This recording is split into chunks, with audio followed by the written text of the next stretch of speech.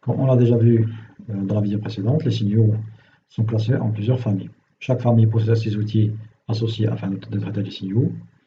Mais une autre façon de faire un traitement de signal, c'est représenter le signal d'une façon différente afin d'en tirer le maximum d'informations. Une façon de faire, c'est de représenter le signal, par exemple x de t, sous une forme que vous connaissez en géométrie, c'est la forme de vecteur. Donc on associe au signal x de t un vecteur bien déterminé.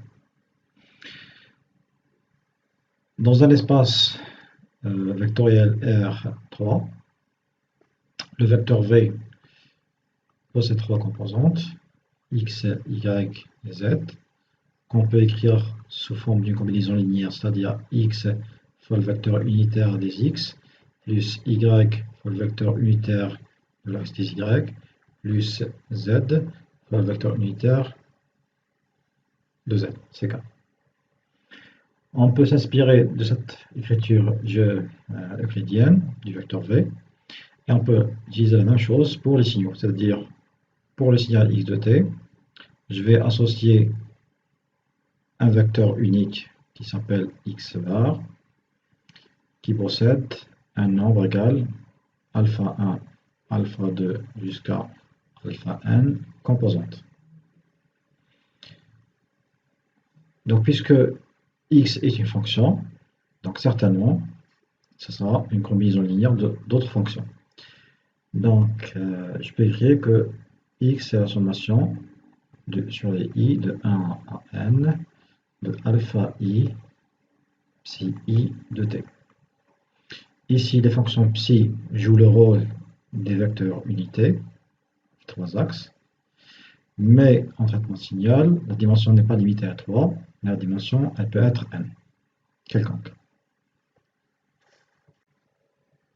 Une condition importante à souligner pour la représentation vectorielle des signaux, c'est que la correspondance doit être univoque.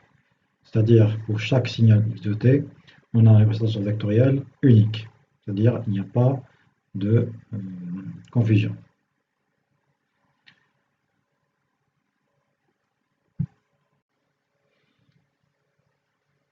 Le vecteur qu'on a associé au signal x de t appartient à un espace vectoriel. Donc c'est quoi un espace vectoriel? C'est un ensemble de vecteurs qui respectent les conditions suivantes. Ces conditions, grosso modo, c'est des conditions en relation avec l'opération d'addition, c'est-à-dire deux vecteurs qui s'additionnent dans un vecteur, et aussi elle est en relation avec la multiplication par un scalaire. Donc un vecteur multiplié par un scalaire reste toujours un vecteur.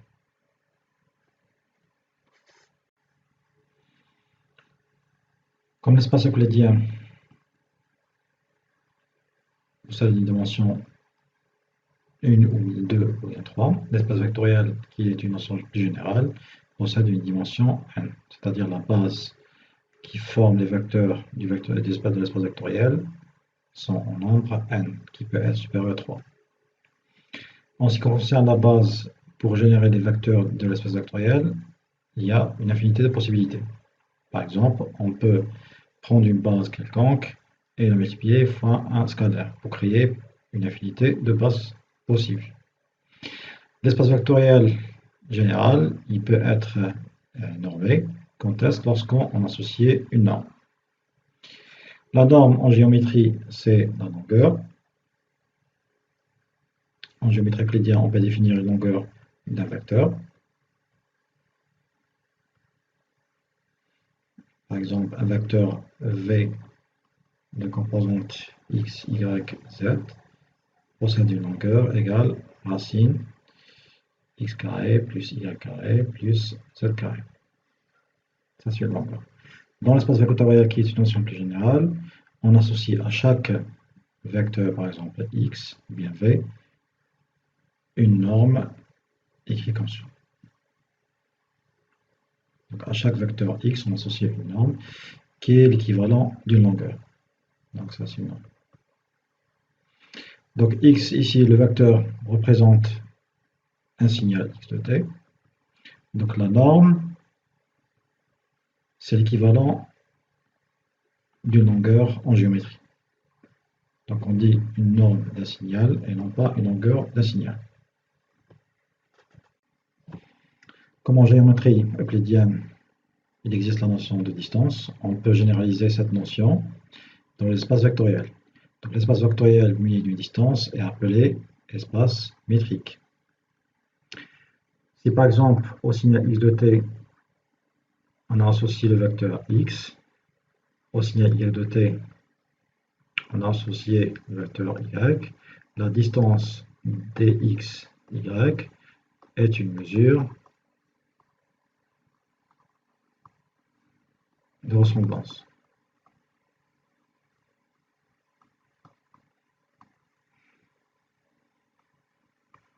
Donc si x est identiquement égal à y, donc la distance est nulle. Si x et y sont totalement différents, la distance elle est maximale. La distance euclidienne peut se mesurer via le vecteur x, de composante x1 jusqu'à xn, et du vecteur y bar, de composante y1 jusqu'à yn. Une autre façon équivalente de calculer la distance euclidienne entre les deux signaux associés, l'écriture suivante, c'est-à-dire on va utiliser les fonctions x de t équivalentes. Donc x, y de t. Donc l'écriture elle est là. Donc il faut noter que le facteur k ici est un facteur d'homogénéité.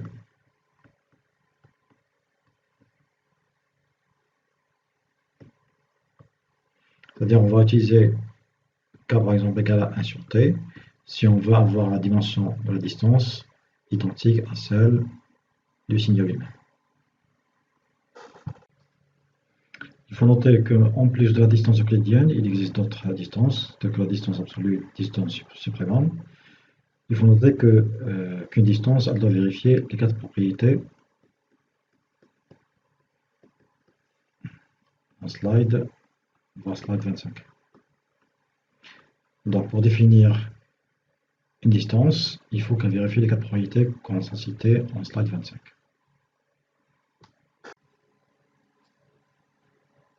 Les signaux à énergie finie, qu'on a déjà décrit dans la vidéo précédente, on peut les organiser sous forme de l'espace dit L2. Donc l'espace L2 est un espace des signaux de carré intégral, c'est-à-dire des signaux à énergie finie. Cet espace L2 est aussi un espace normé. Pourquoi? Parce qu'on a défini la norme d'un signal comme suit. Donc c'est une norme, c'est l'intégrale sur une durée du signal T1, T2 sous la racine. En géométrie euclidienne, si j'ai deux vecteurs de dimension 2 complexes, x1, y1, un vecteur v2 de composante x2, y2, le produit scalaire v1, v2 égale x1, x2 étoile plus y1, y2 étoile. Donc cette même notion de produit scalaire entre deux vecteurs, je peux la généraliser à des signaux d'énergie finie, x de t, y de t, comme suit, avec cette relation. Donc c'est toujours le premier signal multiplié fois le deuxième signal complexe conjugué. Cette notion de produit scalaire permet de définir l'orthogonalité entre deux signaux, identiquement à l'orthogonalité entre deux vecteurs. Deux vecteurs sont orthogonaux si le produit scalaire est égal à 0. La même chose pour les signaux. Les deux signaux x de t et y de t sont orthogonaux si leur produit scalaire est nul. Le produit scalaire vérifie aussi la symétrie hermitienne, qui est définie comme suit. Et si l'espace normé L2 des signaux à énergie finie, on lui associe un produit scalaire, on a un espace de Hilbert. Comme l'exemple d'application à propos de la distance entre les signaux, on va décrire aussi un autre exemple d'application de télécommunication concernant le produit scalaire. Donc supposons que j'ai 4 fonctions, psi1, psi2, psi3, psi4, chacune décrite par le schéma correspondant. On va essayer d'en tirer le maximum de propriétés de ces fonctions. On va vérifier d'abord si les fonctions sont linéairement indépendantes.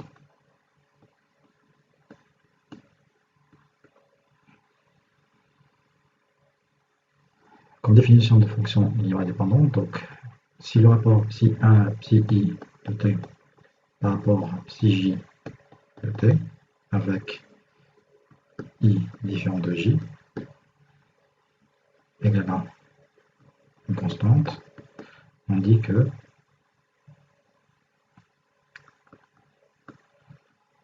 psi i de t et psi j de t sont linéairement indépendants. Dépendants.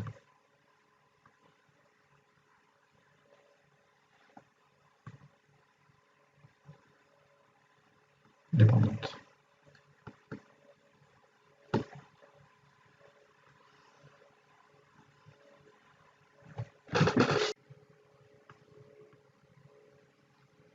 Maintenant qu'on a défini les fonctions linéairement indépendantes, ou les signes de fonctions linéairement indépendants, on va calculer le rapport suivant. Donc psi 1 de t sur psi 2 de t, psi 1 de t sur psi 3 de t, et psi 1 de t, psi 4 de t. Bien sûr, on va ajouter aussi le rapport suivant, psi 2 de t sur psi 3 de t. Donc le premier rapport, psi 1 de t sur psi 2 de t, c'est-à-dire la fonction 1 divisée par la fonction 2. Donc le résultat dépend de notre position dans l'axe de t. Donc 1 sur 1, ça donne 1. Mais dans l'autre partie, 1 sur moins 1, ça donne moins 1. Donc la valeur du rapport, elle est dépendante de t. De même pour ce rapport, dépendant de t. Mais pour la fonction psi 2 de t sur psi 3 de t, c'est la fonction 2 et la fonction 3. 1 sur moins 1, ça donne moins 1. Moins 1 sur 1, ça donne moins 1. Donc c'est toujours la même valeur qui est une constante. Donc moins 1, c'est-à-dire égal à une constante. Donc en conclusion, les signaux psi 2 de t et psi 3 de t sont linéairement dépendants. Quand je dis linéairement dépendant, c'est-à-dire je peux écrire psi 2 de t en fonction de psi 3 de t. Ou bien l'inverse.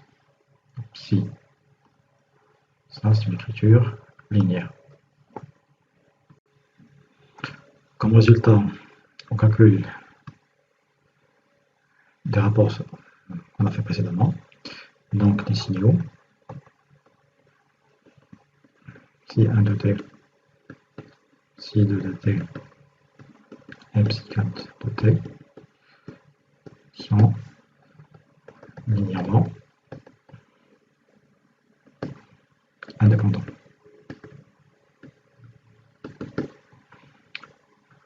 On peut définir aussi un autre ensemble de signaux linéairement indépendants, les signaux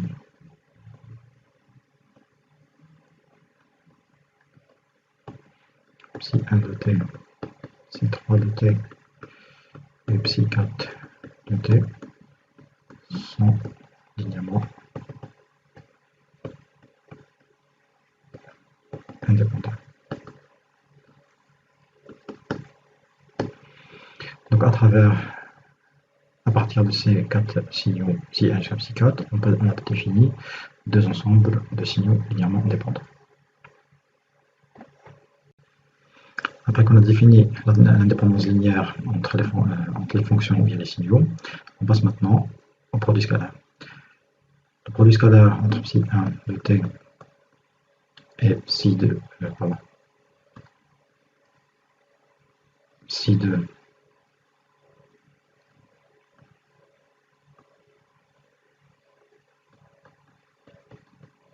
égale l'intégrale 0 à t.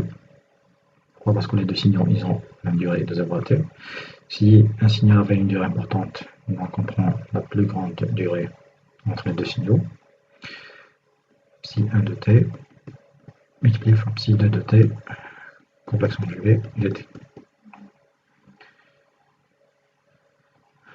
On sépare l'intégrale en deux parties, ça aura 2, psi 1 de t, psi 2 de t conjugué dt, et t sur 2 jusqu'à t, psi 1 de t, psi étoile de t. Donc bien sûr, les deux signaux sont réels, donc le conjugué n'a pas utilisé ici. Donc c'est l'intégrale de 0 à t, t sur 2 pardon, psi 1 prend la valeur de plus 1 dans cet intervalle, psi 2 prend la valeur de plus 1 aussi, dt. La deuxième partie de l'intégrale, t2 jusqu'à t, psi 1 prend la valeur plus 1, et psi 2 conjugué prend la valeur moins 1, dt. Comme résultat, on aura 0.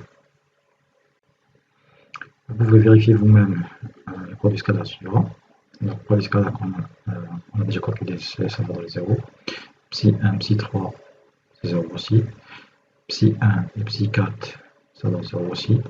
Psi 2 et psi 3, la valeur égale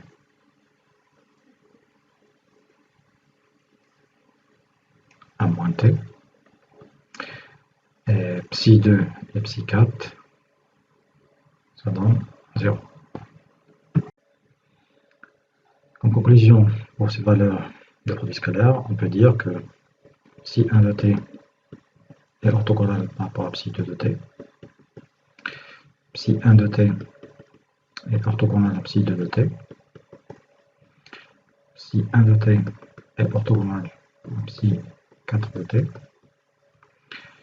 Psi 2 de t et psi 3 de t sont linéairement dépendants. Et psi 2 de t est orthogonal par rapport à psi 4 de t. Pourquoi? Parce que le produit scalaire égale à 0. Maintenant qu'on a défini les signaux orthogonaux, je vais vous donner un exemple d'application très importante de télécommunication. Donc, supposons que j'ai un système où on veut transmettre deux informations simultanément. L'information ici représente un scalaire 1 et l'information 2 c'est un scalaire moins 1. Pour transmettre ces deux informations simultanément, on va utiliser le signal suivant. Donc S de t égale l'information 1 qui est 1 multiplié par la fonction psi 2 de t plus l'information 2 qui est moins 1 multiplié avec psi 4 de t. Il ne faut pas oublier que psi 2 de t est orthogonal par rapport à psi 4 de t, c'est-à-dire produit scalaire égale 0. Donc ce signal, il est émis par l'émetteur vers le récepteur et il sera reçu ici comme R de t.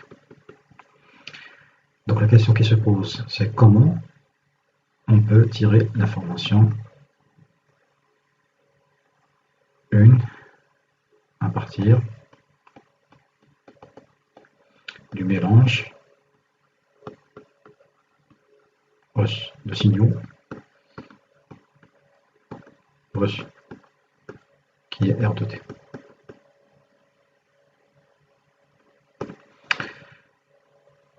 On essaie de calculer ce produit scalaire, donc R de t, produit scalaire avec psi 2 de t, ça donne, c'est l'information 1 psi 2 de t, plus l'information 2 qui est moins 1, psi 4 de t. Tout ça, produit scalaire avec la fonction psi 2 de t. On peut simplifier ça comme suit. Donc 1 et moins 1 c'est des constantes, donc je peux les faire ressortir le produit scalaire puisque le produit scalaire est un intégral. Donc ça donne 1 produit scalaire psi 2 de t, psi 2 de t, donc psi 2 de t, psi 2 de t, je fais un produit scalaire plus l'information 2 qui est moins 1, psi 4 de t psi de t.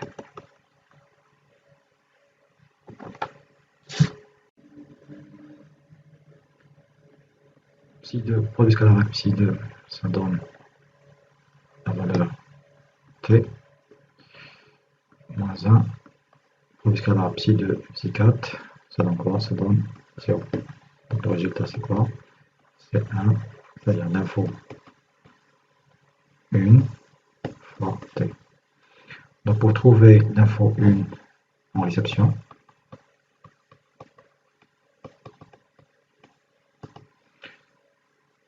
l'info 1 égale, c'est 1 sur t, le produit scalaire entre R de t et psi2 de t. De même, pour trouver l'information 2, qui est moins 1, c'est 1 sur t, R de t, psi4 de t. Vous pouvez vérifier vous-même cette conclusion. Donc l'idée c'est quoi? C'est transmettre des informations simultanément sans qu'ils soient mélangés. Donc on peut faire ça grâce à des fonctions qui sont orthogonales. Donc cette technique de transmission de données simultanément sans qu'elles se mélangent porte le nom de CDMA.